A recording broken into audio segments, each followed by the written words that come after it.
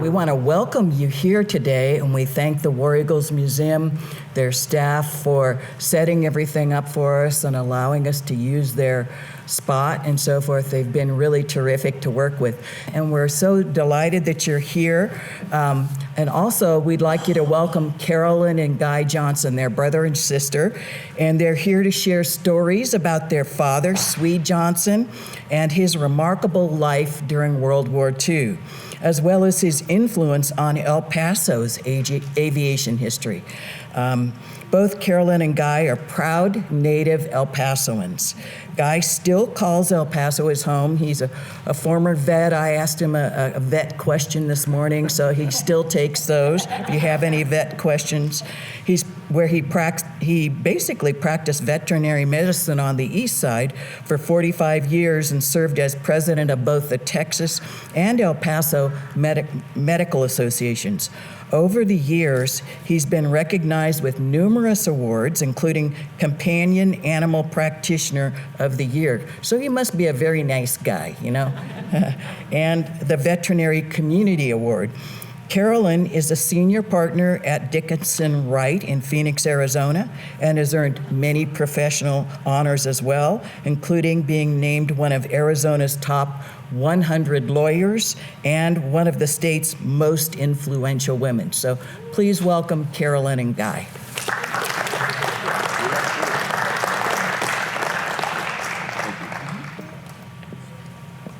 Thank you, Holly, and what a nice crowd. Isn't this just a thrill to be in this museum? I mean, don't you just kind of get goosebumps? I mean, even if you're not an aviation enthusiast, I mean, look at these planes. Wow, pretty much something.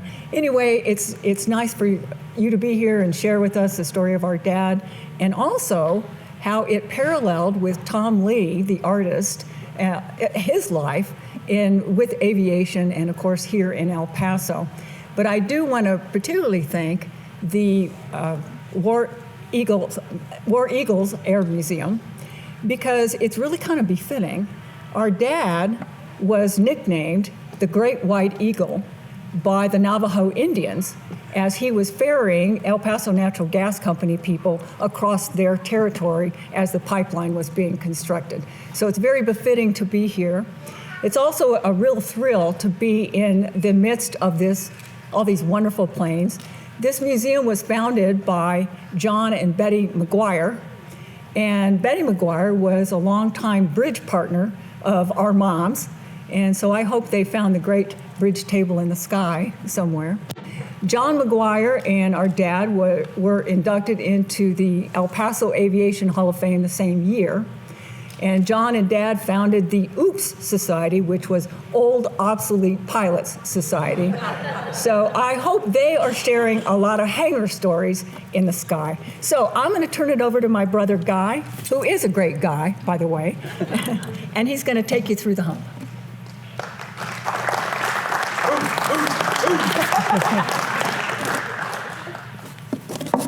Good morning. It's good to see everybody. I can speak loud enough, and I think you'll be able to hear me, even minus the microphone. And I want to thank the Tom Lee Institute as well and the War Eagle Museum for having us and inviting us to tell the story about our hero. And feel he created a huge footprint in the aviation world, locally, nationally, and even internationally. Our intention this morning is to connect the dots for you in his life, from the cornfields of South Dakota to his development as an accomplished aviator in World War II, and then lending to his prominence as a reputable pioneer of corporate aviation in the United States. And we also want to end with a tribute to Tom Lee, who was there. He was there in what I'm going to talk about. He was there with the men and the women in uniform in the entire Pacific theater. He was there, including China, which was part of the greatest generation, of course, and whose sacrifices gave us liberty and the freedom that we enjoy today. Disclosures first. My sister and I are not aviators. We are aviation enthusiasts. So if you have any engine issues or, knows the elevation of different airplanes, there's a guy I know in the crowd that can give you that information, okay? We're also not war historians, and I know everybody here loves war stories and has watched a lot of things about war stories, but we are just simply storytellers. So let's get Arnie connected to El Paso. A first-generation American, born in 1913 of Danish immigrants, second oldest of 4 children, Arnie Miller Johnson. Grew up on a farm outside Yankton, South Dakota. His mother nicknamed him Guy, thus my name. Perhaps after the famed big dance and band director back in those days on CBS radio, Guy Lombardo, because I know Guy is not of Danish origin, okay? He graduated from Wakanda High School in 1930 and was elected most handsome in a class of 12. The other boy got most likely to succeed. Arnie's father strongly intended that his boys join him in expanding his agricultural business, farming and ranching. In World War I in 1918 to basically had led to a good agricultural economy, just like any war leads to industrial expansion, but also ag expansion in this particular case. And even the Spanish flu of 1917-18, though devastating to the worldwide, left almost no discernible mark on the aggregate United States economy. So they were, grocery consumables were high in demand. But then this is what happened. Then the calamity, the triple whammy, as I call it, hit the Great Plains. And what that was is the Great Economic Depression, for one thing, back in 1929 to 1933, followed just at the same time from the 19 states, the Great Plains, the 19-state drought, which South Dakota was part of that, brought on by the Dust Bowl. And then that was in 1930 through 40. And then the grasshopper invasion, which happened in 1930 to 31. A lot of people didn't know we had a grasshopper invasion in the United States, but we did. And I said, grasshoppers? Yeah, grasshoppers. They ate everything, including his socks, he said. Destiny called Guy westward as he abandoned the heartland after he had graduated and served on the farm and ranch for about 3 years, decided to leave, and he fled westward to a better climate, fewer damn grasshoppers, as he said, and that was about 1935. He hitched rides on trains, doing odd jobs, which led him eventually to Dallas, which was where he obtained a job pulling a rickshaw in the 1936 Centennial Fair of Texas. I'm going to turn it over to Carolyn to give a little bit of story right there. Oh, you got to have a little color on this one. So growing up, my dad's big claim to fame was that he had pulled Sally Rand in a rickshaw. And in the 30s, Sally Rand was a famous fan dancer. You might call her a stripper now, but she didn't actually strip. She was a fan dancer. And so that was Dad's big claim to fame. So little did we know, I mean, this was family lore, little did we know the real story. So as it turns out, during the pandemic, I just was reading a lot of novels. I thought, I'm going to be reading this novel about the World's Fair. I'll just get on Google and I'll Google Sally Rand plus rickshaw. You can do that on your phone anytime. Not right now, but anytime. And up popped this picture over on the far side, and here is Sally Rand signing my dad's gym shorts. And this picture appeared on the cover or the front page of the Dallas Morning News. And the caption in the paper was, Sally Rand, who says she never knew success until she thought of taking her pants off, autographs those of Guy Johnson, her rickshaw toter on a visit to the Texas Centennial Exposition in Dallas. So that's the real story of how Dad got to El Paso. Well, a fellow rickshaw puller at that time was a football player. Actually, he was being recruited by the College of the Mines in El Paso, and he introduced my dad to assistant coach Harry Phillips. And he said, when Mr. Phillips came to recruit him and take him back to El Paso, he said, "What about my roommate here?" And so he looked at this 6'4", 190-pound specimen who fresh off a farm, milking cows, taking care of beef cows and all that, and he said, "Yeah, we can give him a scholarship." And he had never played the game of football ever. So he played 4 years of football from 1936 to 39 for the College of Mines in El Paso, now UTEP, as an offensive and defensive tackle for Max Saxon, who happens to be, even today, the winningest coach in UTEP history. That's how he got to El Paso.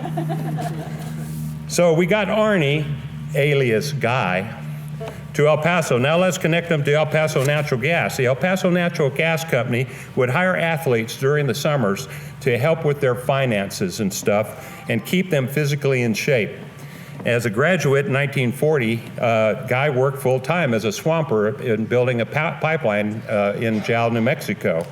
It was here that he interacted with Cy Perkins, who ended up becoming a future vice president of El Paso Natural Gas, and who would later be convinced by my dad that it would be interesting if you formed an air transportation department while he was overseas.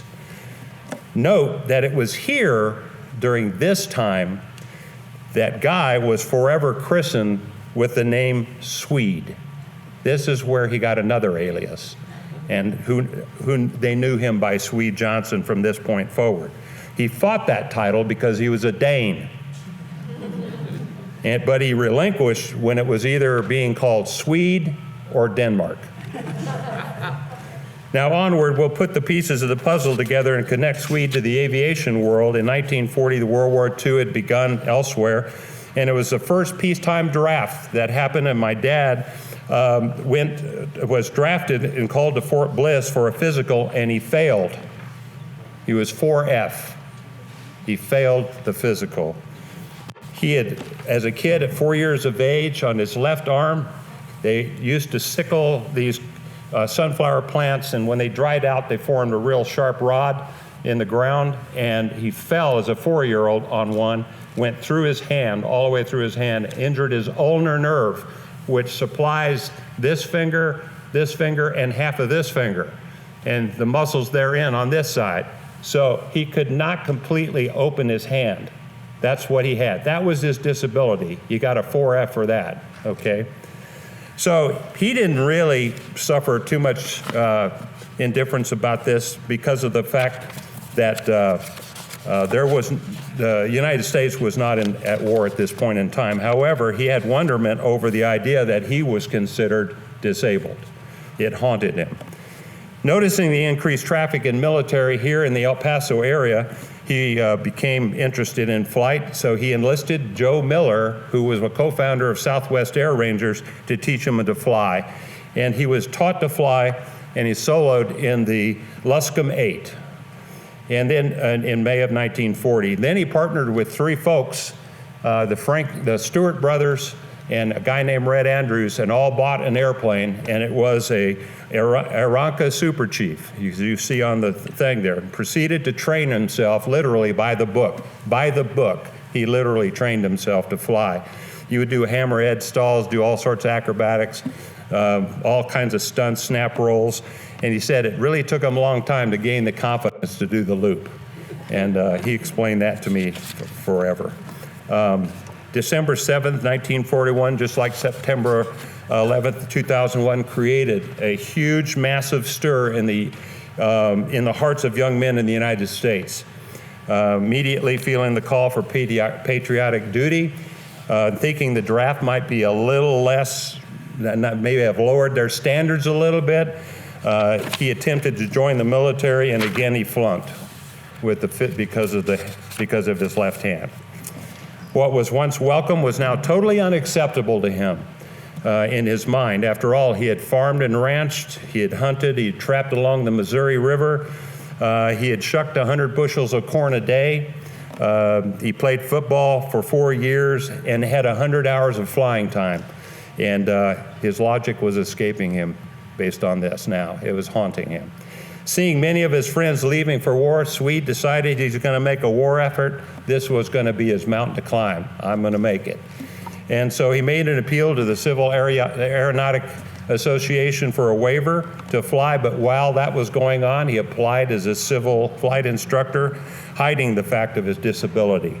Let me quickly peruse through this flight training from October 1942 to December 1943, so you'll see these as we go on. After a check ride in a plane, actually by Rex Chenault, who was the cousin of Claire Chenault, he was hired as an instructor at the 9th Army Air Force Flying Training Center at Gibbs Field in Fort Stockton, Texas. And he trained several classes there from October 42 to December 43. And the students would initially fly the PT-13 and the PT-19. During the tenure there, Swede got his waiver. He got a waiver from the Civil Aeronautics Association, which made him eligible for consideration as a service pilot or a second lieutenant commission position in the Army Air Force. He knew, however, that he would still have to get a flight surgeon to pass him physically for combat flying. So then he went on to Randolph Field and Swede was directed there, which was the largest aviation school in the United States. Here, his flying ability would be first evaluated in the PT-17 and the PT-19. You're looking at the PT-17 right there, right there. So that's exactly what they started with. He received advanced instruction in formation flying, dive bombing, instrument flying, and night flying, as well in the Vultee BT-13, which is down the row here. You'll see that, BT-13A and the North American AT-6, which is right there. So then he went on to Cal Aero Academy. People were complimenting him, and he was getting a lot of high marks, so they sent him on to Cal Aero Flight Academy near Ontario, California. And that's where Swede instructed an advanced class in the Vultee BT-13A down there and the BT-15. So then after that, shortly after, he was assigned to the Army Air Force 6th Ferrying Group in Long Beach, California, where he would ferry the Vultee BT-13As from the Vultee factory floor in Downey, California to flight schools in Arizona, Texas, Louisiana, California, and Oregon. Then a month later, Swede was called to Marianna and Douglas, Arizona. Marianna first for military boot camp and officer training school, and then was transferred within 5 weeks to Douglas, Arizona for advanced military flight training in the BT-13B and the AT-9 twin engine. This is where his training turned from single engine to twin engine with the trainer there in Douglas. In Douglas, Swede experienced the first and only crash landing of sorts. His right landing gear on the AT-9 did not retract, and he was forced to do a belly landing on the runway. He thought he was going to get blasted and busted for the landing, but the major that was flying with him complimented him, says, "Good job." So it changed his attitude about the military right there. Right there when he was in that Marianna time, during his training in Marianna and Douglas, he slipped over to Tucson, Arizona. And that's where he met this beautiful lifeguard, doing her lifeguard around the swimming pool at the Conquistador Hotel in Tucson, Arizona. And they would marry upon Swede's return from the war in April 1946. And she would become the mother of 3 darling children, of which 2 of them are here right now. Hallelujah, Swede Johnson, September 8th. Hallelujah, for sure. September 8th, 1944, Swede was commissioned As a service pilot with the rank of flight officer, and the flight surgeon who did the physical picked up on his disability. And he looked at him, he said, I figure a guy, of course he didn't know his name was Guy, with a couple of 1,000 hours, at this time he had over 2,000 hours of flying time, must know something. So he passed him. So then he went to Great Falls, Montana, and he immediately was transferred there, and he checked out as first pilot in single and multiple engine airplane, including the BT-13 AT-6, the B-24 Douglas dive bomber, the C-45, the C-46, the C-47, the C-49, the C-54, and the B-25 North American medium bomber, and the B-17 heavy bomber. And these planes he ferried throughout the United States, but mostly to Alaska because they were going up to the Soviet Union. And this was certainly preparing him. He said in Alaska he experienced icing for the first time, and that prepared him definitely for the future that he was going to be facing at the hump. Then he was transferred to Reno, Nevada, and he started training specifically on the C-46 Commando, otherwise known as Dumbo. 45 days of intense classroom training, and it was the C-46 was the largest twin-engine cargo transport in the world. Swede said in one of his letters to his folks in South Dakota, he said, old Dumbo and I will get along just fine. So his journey to the hump, Swede received orders from Nashville, Tennessee, where he received a steady briefing for 2 days, described his route to India. This is when he actually found out where he was going. He didn't know if he's going to the European theater, he didn't know where he was going, but they decided to send him to India to fly the hump in the CBI, which is the China, Burma, India theater, part of the Pacific theater. To his surprise, he was named the first pilot, and would collect the brand new ship, spanking new, right off the floor, the C-46, and go in Fort Wayne, Indiana. And in Fort Wayne, Indiana, he picked up his co-pilot as well as the C-46. And when he was told he had to take off, they had already made flight plans. It had snowed, and the runway was completely iced. The snow drifts were higher than the wings of the airplane when he took off. He said he'd never taken off on an iced runway, but he just tickled the throttles. He says, we got into the air and took off. Went to Newark, New Jersey, where he picked up cargo. He said there was so much cargo that they put in there that they had to slither on their bellies to the cockpit to take off again. And he said most of it was mail that was going overseas. Then he went on to Morrison Field in Miami, Florida, where he picked up his navigator, his engineer, and radio operator, down to Puerto Rico in the Caribbean. He was delayed 1 day there because they started the men on Atibrin the day before. Atibrin is a medication to prevent malaria, which is spread by mosquitoes. Every single serviceman going over into that area where there was jungles and lots of mosquitoes, a lot more than Houston or Florida, okay? And they would take that, and he had a reaction. He was gladly, the next day, he felt a lot better and was able to take off. He said that particular medication turned everybody's skin to the tint of yellow. Everyone was yellow from that Atibrin. Then he went on to Georgetown, Guyana in South America, then to Natal, Brazil. So he's flying this new C-46 all the way down. Where is he heading? He's heading to the hump. So he had a delay of 3 days due to strong winds. Over 50 planes had landed there in that 3-day period. And all of a sudden, they all got the announcement at 2:30 in the morning, we've got to take off now, otherwise the winds are going to come up again. So at 2:30 in the morning, all 50 airplanes were revving up, had their engines started, getting in line to take off. So they're all in line.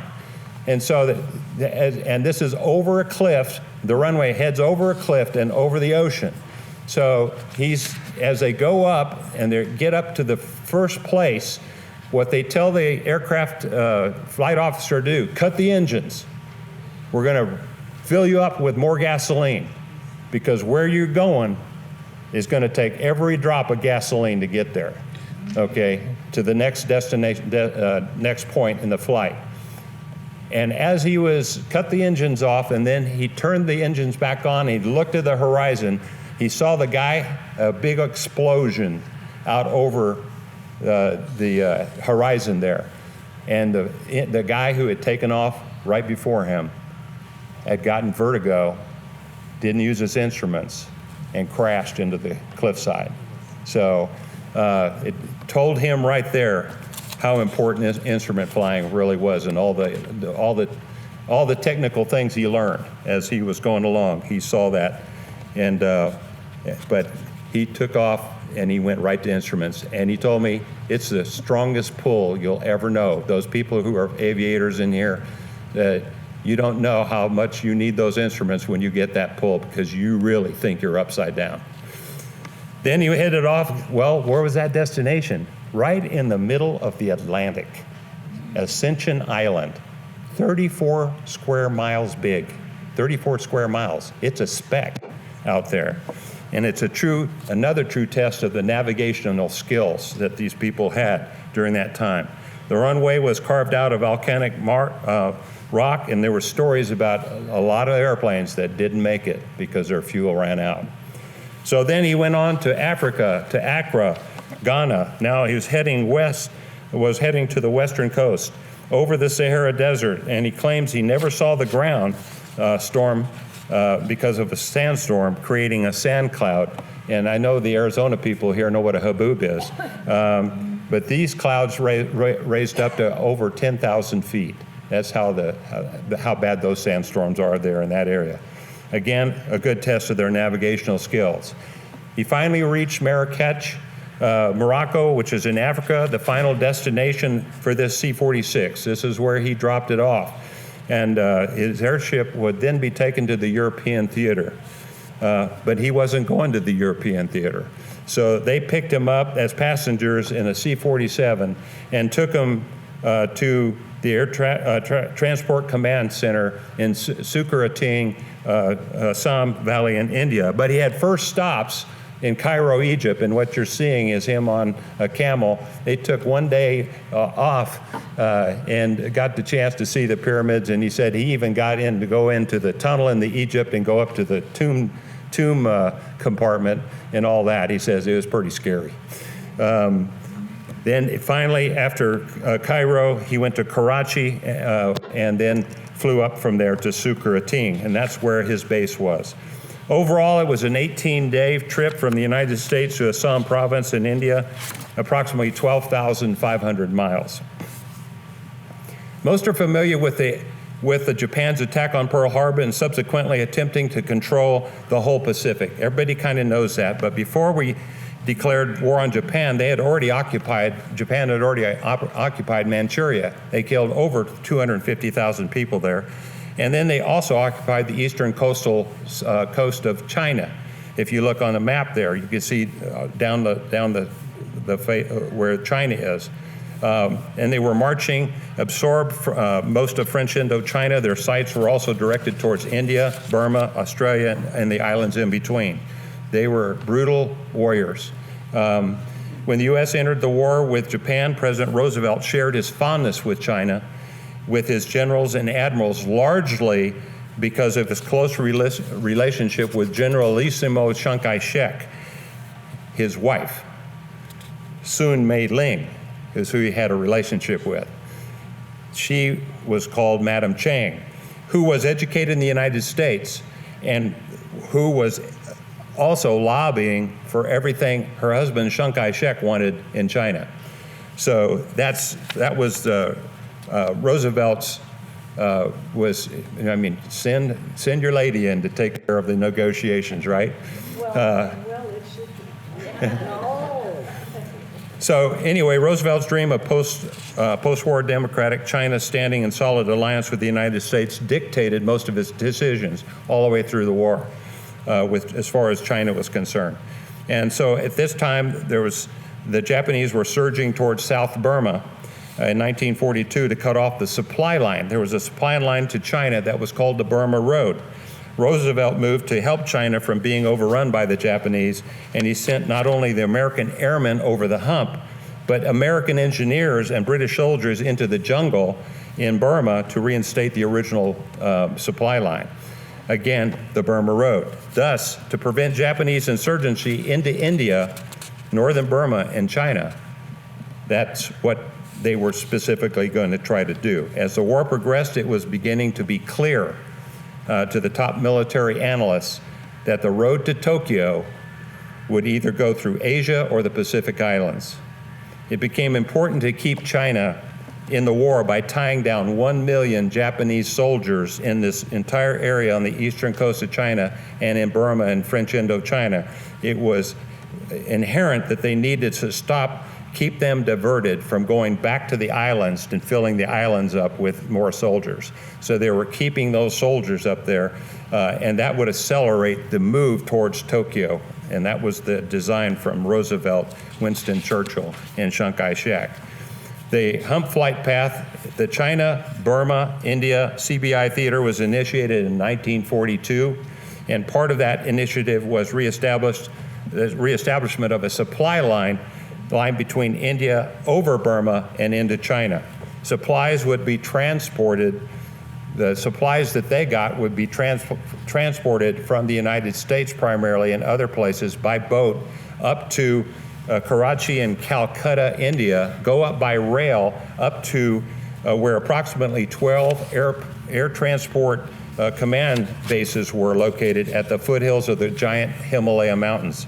These bases were about 50 miles apart and inhabited with flight crews and support personnel. Approximately 50 aircraft were at each one of those bases, C-46s and C-47s primarily. The airlift was constant with takeoffs and landings every 10 minutes, 24/7, pilot rotation averaging every other day. The hump, called the rock pile, was referenced by a route. They had tried to figure a route since 1942. They found an eastern route about middle into the Himalaya action there in the hump. They found an eastern spur of the Himalayas where the peaks were only about 15,000 feet, okay? Unfortunately, this same route area experienced a worse, so they get the elevation down to 15,000, but they pick an area where the worst aviation weather in the world is, right there. So not a great decision right there, because there was a vortex of airflow coming from the Bay of Bengal, from Southeast China Sea, and from Tibet and Siberia, all vortexing in there, kind of like these northern storms that they have, Arctic storms up in the northeast, similar to that. The wind speeds could exceed 100 miles per hour, creating drastic course changes. It would just take them off hundreds of miles off course, putting them in danger of these peaks are 17 to 20,000 feet. And as you know, the largest peak in the world is 29,000 feet. And a lot of these pilots claim there were other peaks at least that tall all along this area. And so it created stresses in the aircraft, all these updrafts and downdrafts they experienced.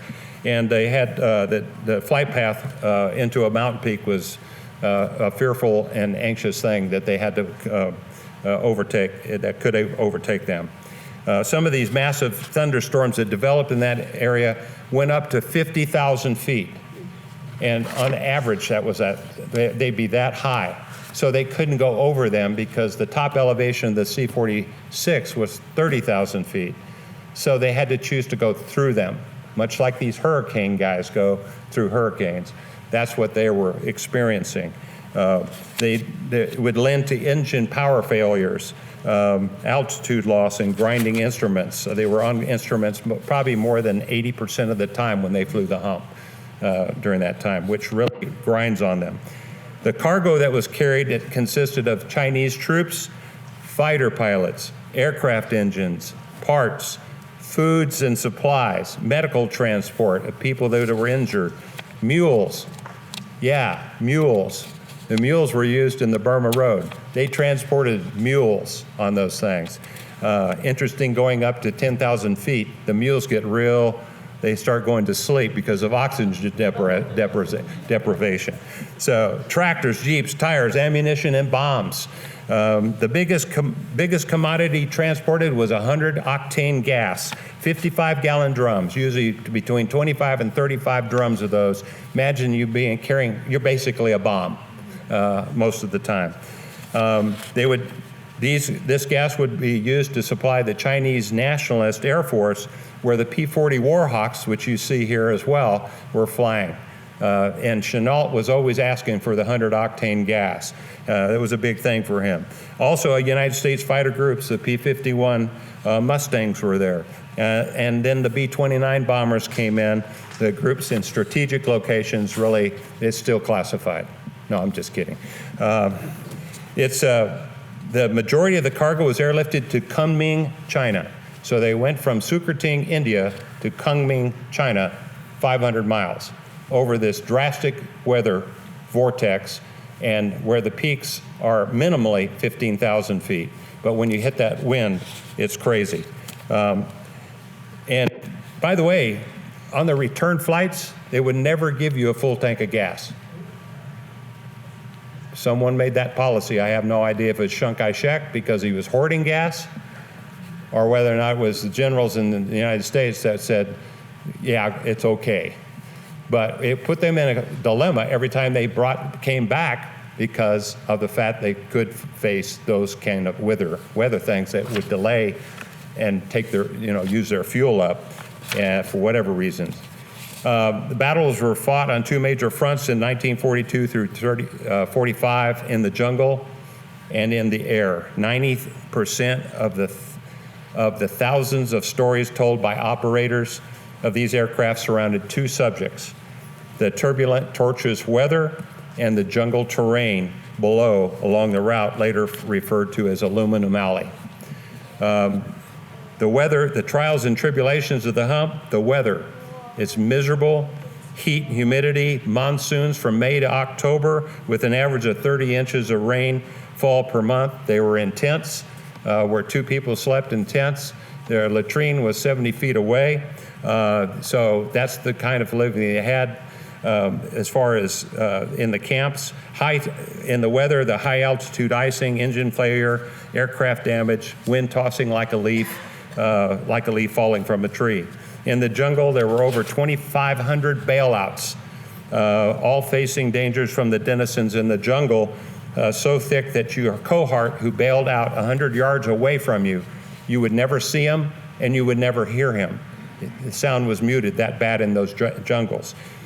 Trees and plants were 55 to 75 feet high. It was so dense that fighting through the jungle, you could maybe do 300 yards a day if you landed there, if you survived the bailout. My dad said he would never bail out because he didn't trust the parachute.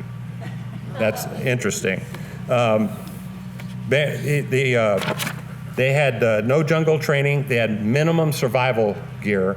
They had a knife. They had a pistol with 6 shots in it. They had matches and some bandage material. That was it. There was nothing. They were never trained in jungle training. These were the rumors and fears that they had.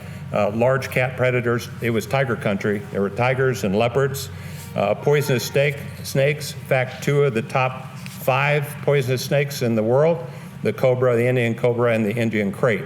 The Indian crate still kills 10,000 Indians a year with a bite. Okay. Venomous insects, especially ants, blood-sucking leeches, fleas, and ticks. Rumored there were headhunter tribes there.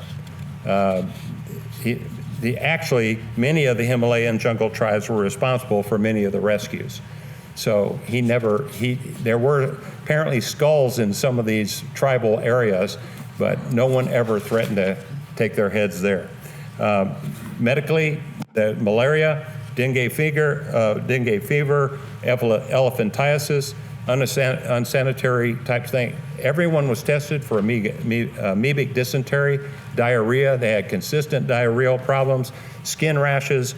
If you can imagine being moist all the time, you're itching and scratching. You sleep every night with mosquito netting on because of the mosquitoes. The insects are just loud and roared all the time. Jackals are running through the encampment, screaming and howling all the time. And there in India, the cattle are sacred. And so they're all over the airfields. They have to chase them off before they can take off. The maintenance issues, imagine there's no Amazon overnight deliveries. 12,000 miles is the delivery from their hardware store in the United States. Fuel limitations, a big problem. The biggest problem is mental hardships. These guys had PTSD from the beginning. They suffered fear of flying, fear of bailing out, fear of death, lack of sleep, minimal affirmation, oxygen deprivation, because some guys would not put their oxygen mask on. And so they ended up having neurological and health issues. The training shortcomings, many pilots were not efficient flyers when they got there. They didn't have the training. My dad was lucky. He had 2,000 hours of training, and he knew instruments. He was selected as a first pilot. But a lot of those guys weren't selected in that fashion. And many had to be sent to schooling there in India to get more efficient instrument flying. But unfortunately, some of them didn't make it because they crashed, because they couldn't fly efficiently. Command policies were another problem. There were 3 generals over the 3.5-year period, Stilwell, Hardin, and General Tunner, and all were driven to increase the tonnage. So they're always way over the the specifications for the aircraft. They had to carry tonnage there. One story is that they were carrying Chinese troops. The Chinese had never flown before. Imagine being the first time you were ever in an airplane in your entire life. And all the soldiers, when they were taken off, all ran to the tail end of the airplane. The airplane crashed. Couldn't get off the ground. So it was one of those things. One of the generals, General Hardin, says, there's no weather at the hump. You're going to fly no matter what. So there was no safety precautions. Needless to say, pilot and crew safety took kind of a backseat to policy in retrospect. The final stats here, the theater did fulfill their design purpose. They kept China in the war. The hump operatives took pride in the fact that they played a role in the Japan victory. ATC aircraft carried 776,532 tons over the hump from December 42 to the end of Operation November 1945. There was a cost, however. Estimated 1,700 American airmen crashed and died flying the hump. Estimates of 600 aircraft losses, and 12,000 crew had survived bailouts of 3,000 that they think bailed out, 1,200. So there's no accurate records that were kept right in the beginning of the hump, so there might be more. Swede Johnson helped close the hump down post-war and finished with an impressive record of 93 missions over the hump. No lives lost, no aircraft lost. Swede did confess, however, that his crew did provide some Himalayan tribes below with some aircraft tires during a frightful flight one night. He suspects they have new shoes were the end result. So I got you there. I started with Arnie, went to Guy, got Swede. I got him out of the hump here. So we're going to go back to El Paso. Whoa.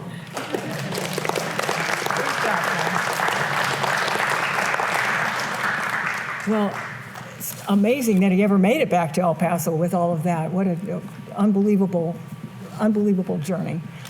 So now, here we got El Paso Natural Gas Company, and you might wonder what really launched his corporate aviation career.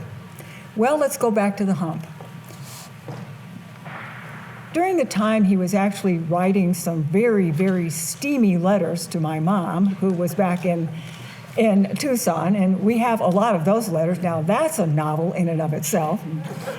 He was writing to his former employer, El Paso Natural Gas Company, about the benefits of having light aircraft for the company. We've already told you he was working for the company while he was playing football, and he was taking aviation lessons. So certainly there would be a need for a light aircraft to patrol the pipeline. But Dad was also extolling the virtues of air travel in general for cost, time, money. I mean, you have to understand, and this is in the 40s, not a lot of people had really participated in aircraft. There were commercial airlines, but they were only flying, very specific places, and JAL New Mexico was really not on the radar. So all of these letters he wrote, and as it turned out, he got back to El Paso, none of the letters were ever answered. And he got back here and learned that the person he was writing to had passed away. Oh, great. Well, as it turned out, you heard Guy mention a man named Cy Perkins, who was in top management at El Paso Natural Gas Company. He saw the letters, and he is the one who championed Dad actually on his road to becoming a pioneer in corporate aviation. And I think it's important, and I have a picture. A lot of you maybe are old-time El Pasoans, and you remember the El Paso building and the flame on top. And remember, red, I think it was it predicted the weather, supposedly. Red was hot and blue was cold, and I think blinking was there was going to be a weather change, I think was the deal. But it's important to really understand the tremendous impact that El Paso Natural Gas Company had on the city of El Paso. It was founded in 1928 by a lawyer in Houston. I know there's at least one lawyer in the audience. Michelle, thanks for being here. And he was a very smart business guy, and he was involved somewhat with the oil and gas industry. And so he decided he would get into the industry even more. And he looked at a map of Texas and realized that El Paso was the only city in Texas that did not have gas service. So I'm going to El Paso. And he got financing, and he came out to El Paso and started El Paso Natural Gas Company. The gas was flowing from JAL New Mexico, and he rapidly was servicing not only this area, but then moved into servicing parts of New Mexico and Arizona, because at that time the copper refining industry was really booming and they needed natural gas. So by the time actually Dad was working for the company in the 40s, El Paso Natural Gas Company was becoming the largest transporter of natural gas in the world. That's how important it was to this region.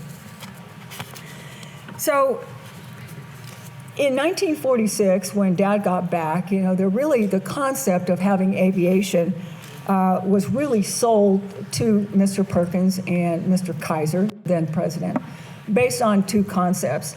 One, that commercial airliners could really not service these very small areas. They didn't have the ability to battle weather. We've talked about weather a lot here. They didn't have the ability to land on small landing strips. And they also didn't really have the ability of fulfilling a really necessary thing, which was transporting personnel who are going to construct the pipeline, negotiate the contracts, deal with the Indians, and so forth. And the other thing that actually sold Mr. Kaiser on establishing an aviation arm, if you will, was he had quite a mishap on a commercial airline and was kind of afraid of flying. So the thought of having his own private planes with private pilots was very appealing. And that's how the aviation arm was born. So here's Dad, and this is his first airplane. It's a single engine Stinson, and there is a Stinson here in the museum somewhere.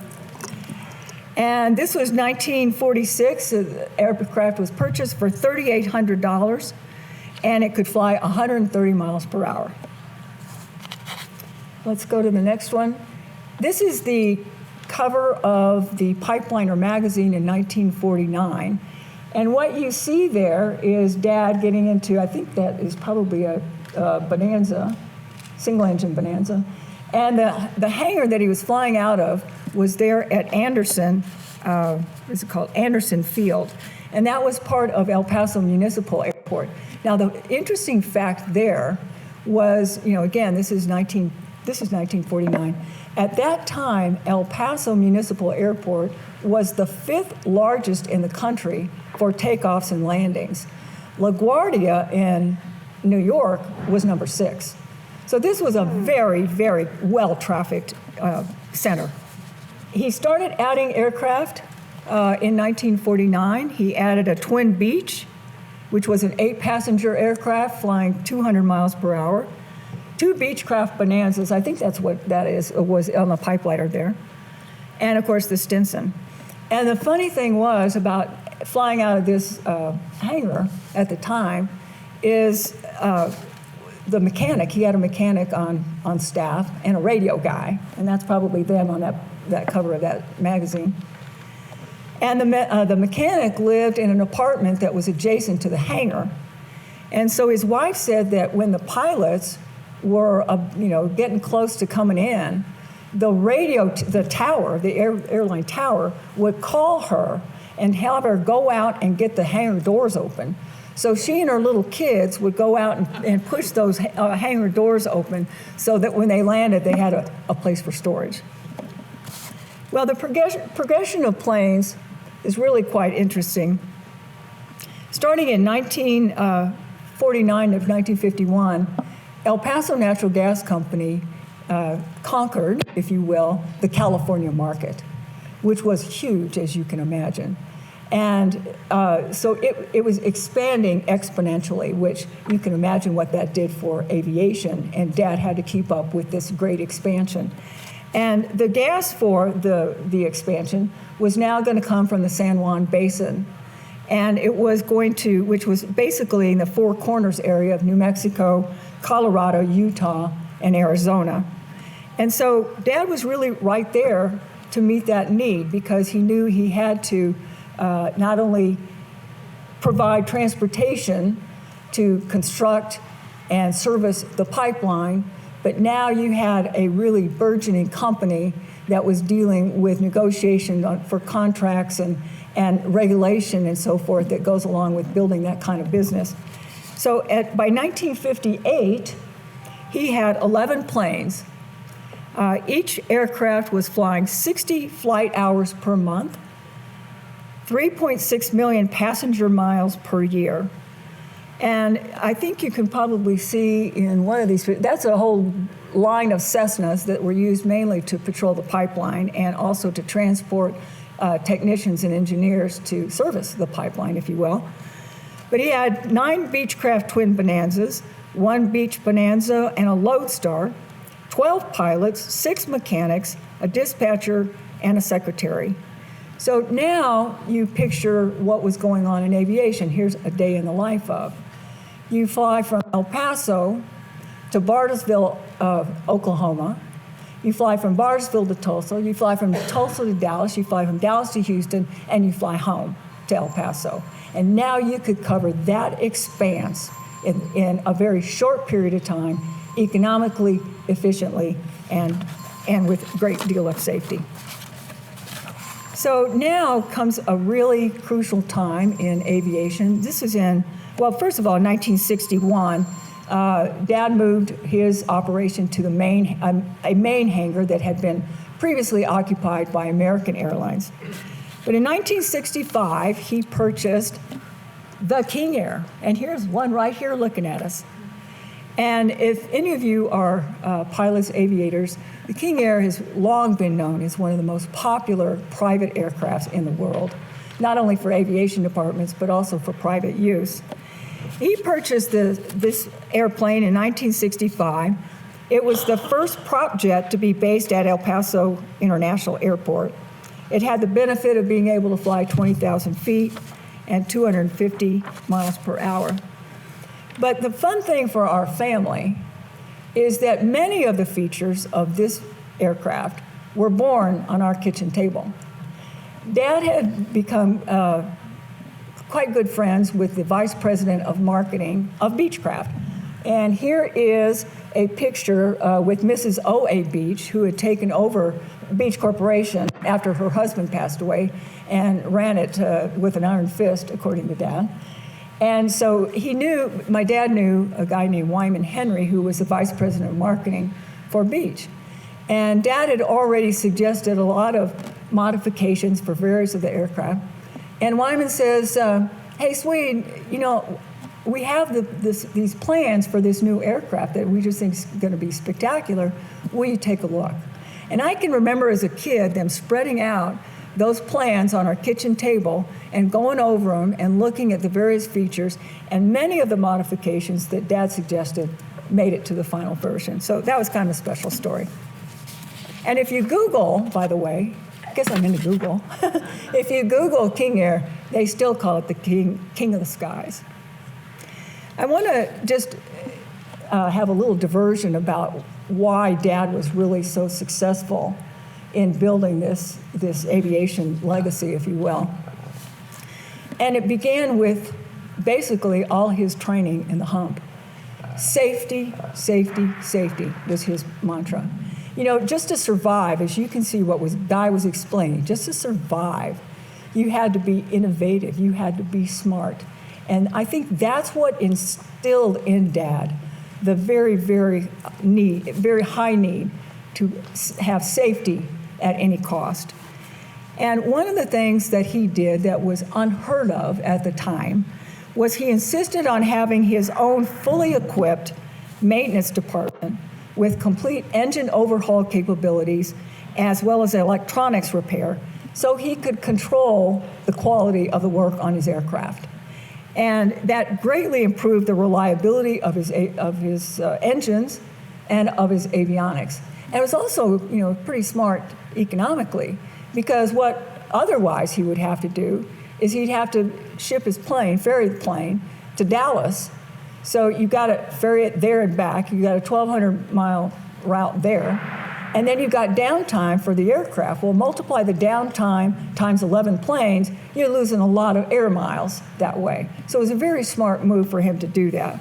And he was one of the very first, if maybe not the only, corporate aviation department in the country that did that.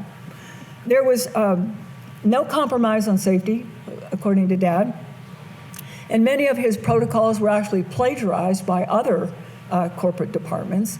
And I think every flight magazine that you might read at the time lauded him for for his record on safety. And here's a pretty kind of interesting example that he always told us about was he had one executive, you know, he was flying a lot back and forth to Houston, a lot going on in Houston, a lot going on in Washington with regulation and that sort of thing. And this one executive ended up in Houston, and it was a long day, and he says, you know, I got to get back to El Paso, so let's fly him back. Well, during that day, the pilots had flown at least 7 hours, and Swede had a very, very strict 7-hour rule.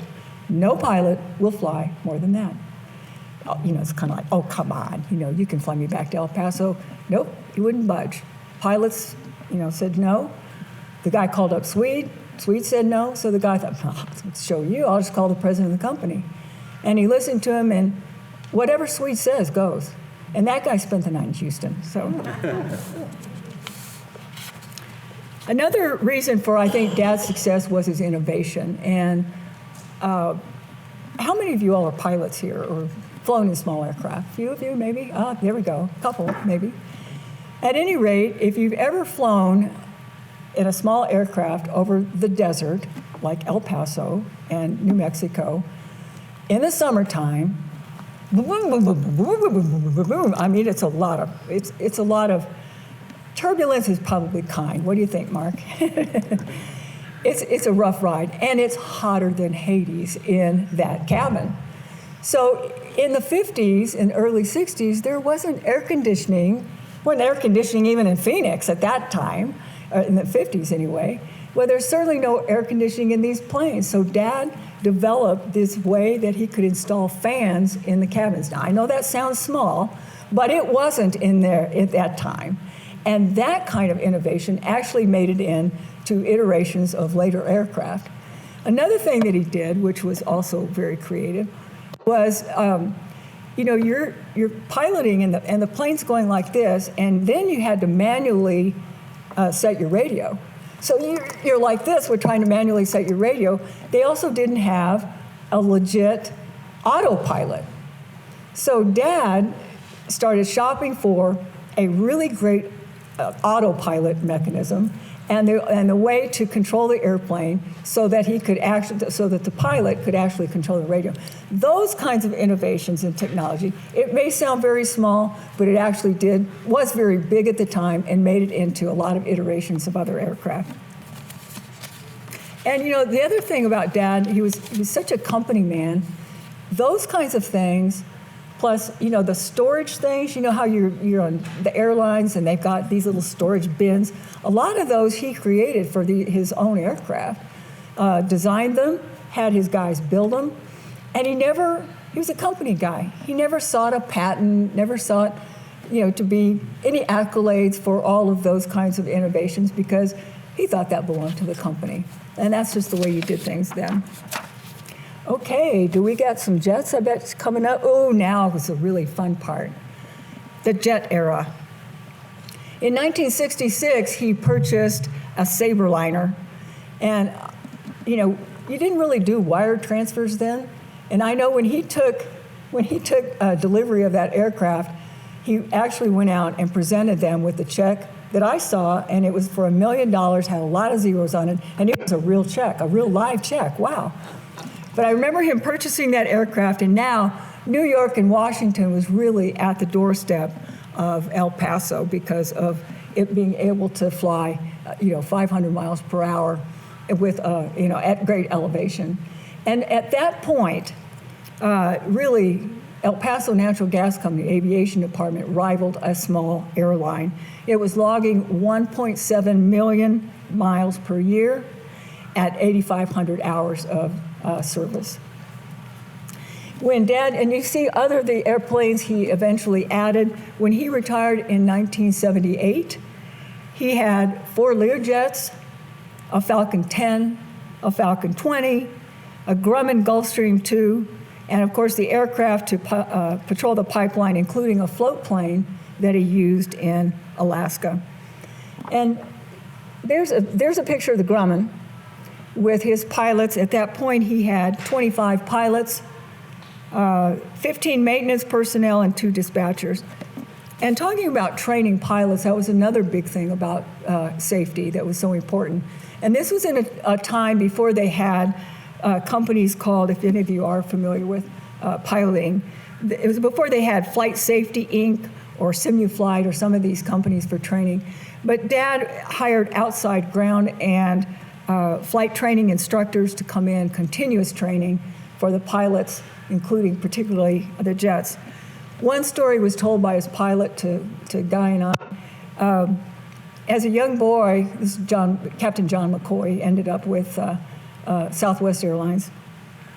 He used to watch a pilot dust his cotton on his father's farm. He grew up, close to El Paso. And he knew he wanted to fly from that, so he went to Dad and asked him for a job. And he'd already taken some flight lessons. And Dad said, well, do you have an airline transport rating? Well, no. Well, okay, go get that and come back. So he got it in like 6 months, and he came back. And Dad said, well, do you have a college degree? And John said, well, no. Well, go get that and come back. So he went out and got his college degree. And he came back. And Dad said, you got any jet time? No. So he went out and got jet time. He finally came back, and Dad looked at him and said, you went out and did all those things, didn't you? He said, yeah. He said, you got a job with EPNG. That was a pretty good story. In conclusion about Dad, and then we'll get to talking about Tom Lee, which is really fascinating about how this intersects. What do you say about a 30-year career? He never talked about the war, as many of them never did. He personally logged 15,000 hours and 2 million miles of air travel. He bragged that his birthday was the same day as Charles Lindbergh. I think he probably dated Amelia Earhart. Who knows? Yeah, you know what we already learned about Sally Rand. In 1985, he was inducted into the El Paso Aviation Hall of Fame. The plaque is here in this museum. In 1987, after 40 years after flying the hump, he finally got what Generalissimo and Madame Chiang Kai-shek had promised, his wings from the Chinese National Airport. They're here for you to see. In 1997, he was nominated for the National Aviation Hall of Fame. And in typical dad's fashion, when asked about El Paso Natural Gas Company's transportation department's incredible growth, he was a little more concerned about his age and commented, "Well, what really hurts my feelings is that they have a Stinson like mine in the Smithsonian." Okay, well, that concludes about Dad's life. And now, like Guy said, it's uncanny that through all this stuff that we have talked about, honest to gosh, Tom Lee was there. I mean, it's just really uncanny, the intersection of their lives. So let's go to this first painting. Well, we talked about the 1936 centennial and the fact that that was where the rickshaw was. And these are two paintings.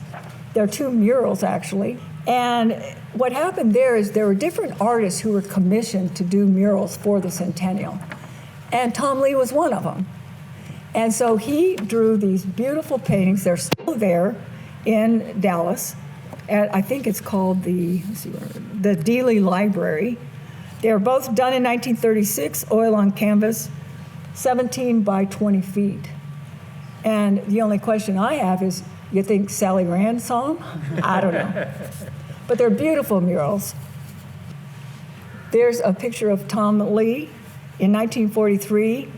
This is actually at Kunming. You've heard that guy talk about that. And this is a B-25. I love these pictures. They're portraits of Madam and Generalissimo. Aren't they just beautiful? And it's an interesting, this is what Tom Lee commented about doing, particularly the portrait of Madam. And by the way, Tom Lee's cousin, Homer Lee, was a military strategist for the Chinese National Army. So that opened a lot of doors for Lee to have access to Chiang Kai-shek and his wife. When he did her portrait, she was quite ill and was actually laying on a lounge chair because she was ill. And the first thing, according to Tom Lee, she greeted him with, "How do you do, Mr. Lee?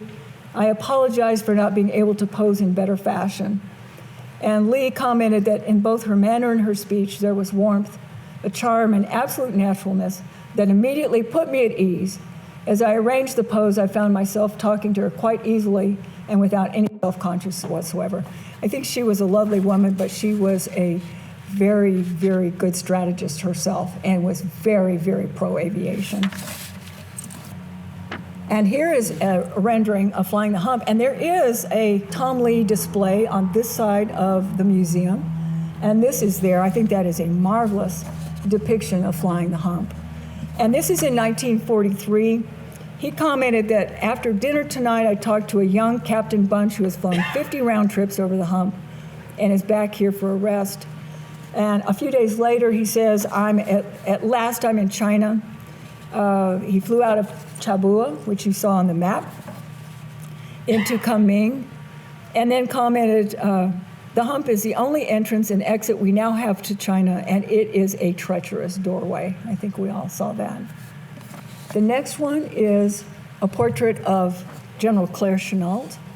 And as Guy indicated, Dad actually was trained by his cousin. This portrait is also hanging on the display over on that side of the museum. General Chennault actually commanded the Flying Tigers, who, as you might recall, American volunteer pilots who fought against the Japanese forces.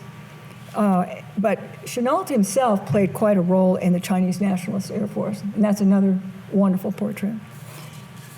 This is a wonderful depiction painted by Lee in 1954. He painted this for the cover of a February 1954 issue of Nation's Business magazine, and it's entitled The Navajo Sheepherder. And it actually was inspired by a visit to a ranch owned by a friend of Tom Lee's in northern New Mexico. And he admitted later that there was an airstrip there, But he didn't actually ever see an airplane land there. So this was his artistic license. But the interesting thing, the provenance about this painting, is after it appeared on the cover of this magazine, it was given to a man who was then the president of the United States Chamber of Commerce, the Chamber of Commerce. And that guy got in conversation with a colleague who said, I actually have landed my Aranca on a landing strip in New Mexico close to the Navajo trading post. So that is a very realistic depiction, by happenstance. I think that's just a great, interesting story. This is my favorite. This one is the one that makes me a little teary-eyed. This is a Chinese ink on paper. It's actually hanging in the El Paso Museum of Art, I believe. It was painted done in 1950, and it's called The Airplane. And obviously, it's a cowboy looking up at a commercial airliner. I looked at Google again and figured out it's probably a Line Mar Douglas DC-6. But this is such an inspiration, I think. A print of this hung in our hallway forever, and until Mom sold the house, and then when she passed away, I inherited it, and it has a proud place in my home. But the provenance of this drawing was he sent it to C.R. Smith, who was the CEO of American Airlines from 1934 to 1968, except during the war. And during the war, he was deputy commander of Air Transport Command, which, oh, by the way, Air Transport Command was in charge of Hump. So these little connections you can see. In a way, this is according to Tom Lee, it was a kind of newsletter and progress report from the dry hills of West Texas. The drawing shows a cowhand somewhere in lonesome Trans-Pecos country, standing by his horse and gazing up at an airliner going over in the noon, quiet, carrying people through the sky in a minute, farther than a man in a saddle moved in an hour. And according to Tom Lee, he says the horseman was thinking about it, gazing, exactly what he was thinking, whether he was glad to be on the ground right there or whether he wished he were up in that machine flying someplace far. You couldn't tell. I thought when I drew him that he was glad to be right where he was. I felt that way myself. I was riding my own kind of range in my own way. But to me, what I think that painting says, it means you can do anything, because Dad did. And looking up at that aircraft from this cowboy, there's a dream, and Dad had a dream, and he realized it. So, last one. There's the picture. There's out in front there. This was drawn in 1978 by a local artist, John Paul Jones, and it shows Dad's entire history, if you will. So you had two men, Swede Johnson and Tom Lee, left us with their legacies built on their extraordinary vision, dedication, and adventure. We thank them, and we thank you for letting us share our stories with you. Please enjoy and support the Tom Lee Institute. Please enjoy and support this wonderful museum. Thank you very much. Very good.